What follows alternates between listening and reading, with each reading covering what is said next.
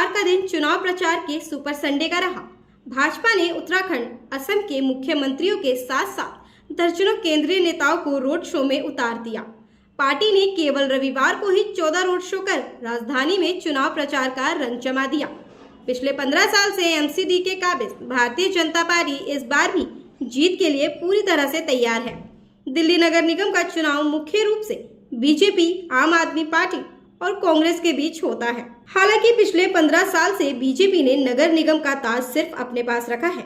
इसी के साथ वार्ड नंबर 114 से बीजेपी उम्मीदवार रिंकू कृष्ण गहलोत के समर्थन में रक्षा मंत्री राजनाथ सिंह व परवेश वर्मा ने द्वारका मोड़ मेट्रो स्टेशन से लेकर नवादा मेट्रो स्टेशन तक रोड शो कर भाजपा के लिए वोट मांगे।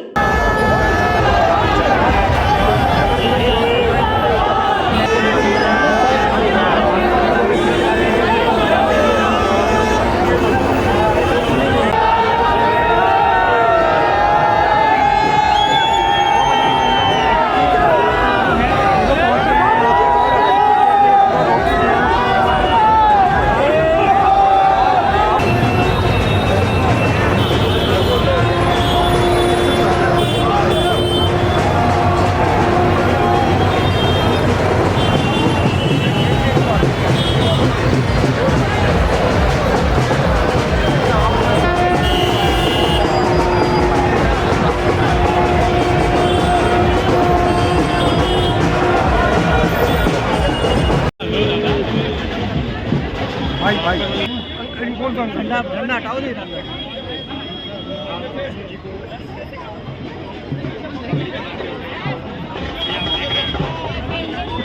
हमारी लड़ी हमारी 19 साल में भाई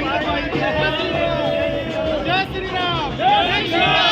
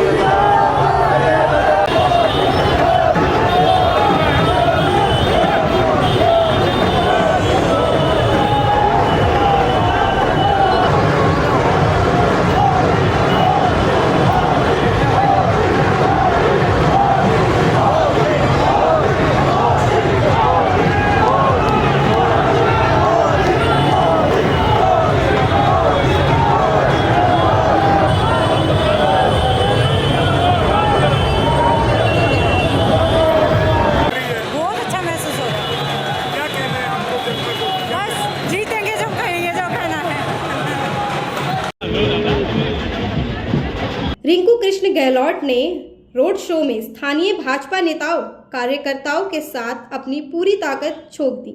आइए जानते हैं क्या कहना है भाजपा के स्थानीय नेताओं का। रिपोर्टर भारत से।